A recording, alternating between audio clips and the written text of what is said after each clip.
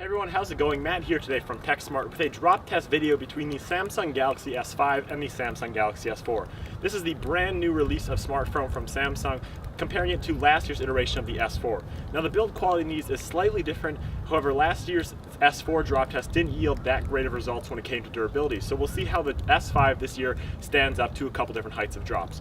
Real quick here before we get started, you can win one of the brand new S5s or an HTC One M8. All you have to do is simply leave a comment what you think about the video down below, as well as like this video, and you'll be automatically entered to win that giveaway, which is happening on Twitter. So thanks guys for entering and watching this video, and without any further ado, let's go ahead and get to dropping. Alright, so the first drop will be from pocket height, and this is to simulate if you took the phone from your pocket and it slipped out of your hands. First up is the S4 from pocket height in 3, 2, 1.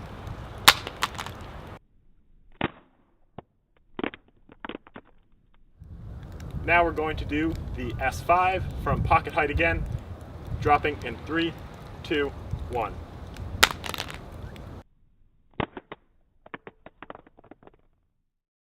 As would be expected with a drop from this height, both phones are rather unscathed after the first drop. The only true visible damage to either of the devices is along the side, as you can see on the side of the S5, and then a tiny bit on the side of the S4. Both screens are still obviously flawless, which is nice to see considering this is such a short height to drop the phones from. Next up, we have the drop from head height, simulating a phone call and if the phone were to slip out of your hands. First up is the S4. Here we go from head height in 3, 2, 1.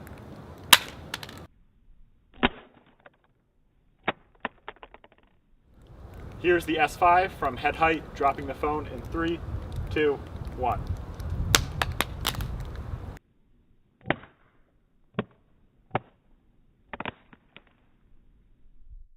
It's refreshing and reassuring to see that both phones have held up fairly durable for a head height drop, which is approximately 6 feet on my body. Still, the only damage is to the edges of the phone, with the scratches along the chrome on the side of the S5 mainly, and then a tiny bit on the S4.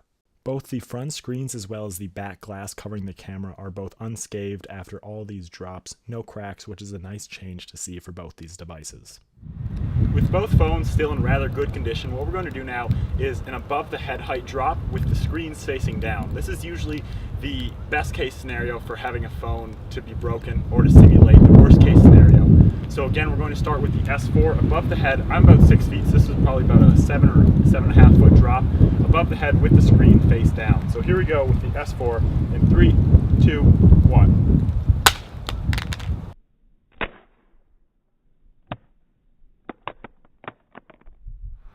Alright, and now for the S5 with the screen face down above the head in 3, 2, 1.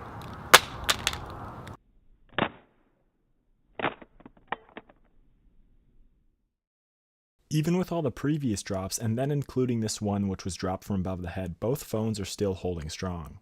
The main component, the screens, are both still flawless on each device. However, the one thing is that this drop did manage to crack the back glass on the back of the Samsung S4. It's nothing too major, but it is definitely worth taking note of. Also, if you didn't notice too in the last shot, the S5 actually landed completely face down square on the glass, which should have cracked it, but it only managed to simply pop off the back and it was good to go.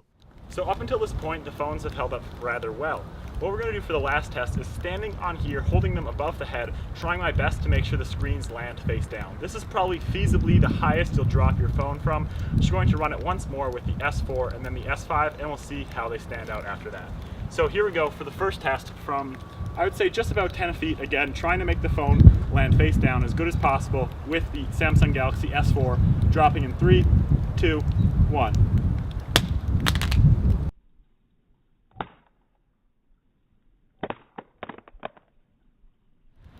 Here we go with the S5, dropping the phone in 3, 2, 1.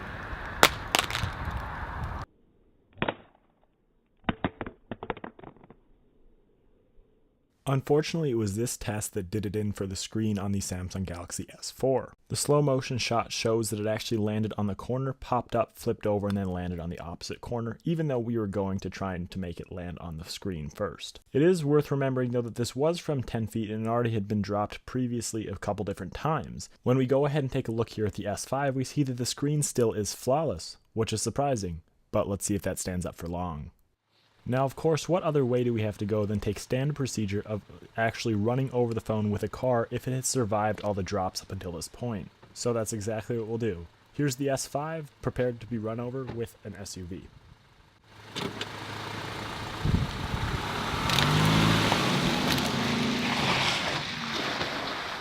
So I'll be completely honest, I was not expecting this from the S5 this year. Even after 4 separate drops, landing on its face at least once and then getting driven over by 2 wheels of a car, the most that's happened to this phone is just the back glass on the camera has cracked. Considering Samsung has been one of the last smartphone providers to actually stay away from using a metal or aluminum body, this is very, very impressive. For those of you who saw the results from last year's drop test, you may remember that the S4 was down and out for the count fairly fast. So when I saw the S5 this year, I had a feeling it may succumb to the same fate. But as you can see in these drop tests, that is not the case. I'm glad to say it. It's nice to see that the S5 stands up this well despite being primarily plastic, and it should be something you consider as you possibly upgrade to this phone. Thanks so much guys for watching. I hope you liked the video. Be sure to leave a like and a comment down below, and I'll see you in the next one.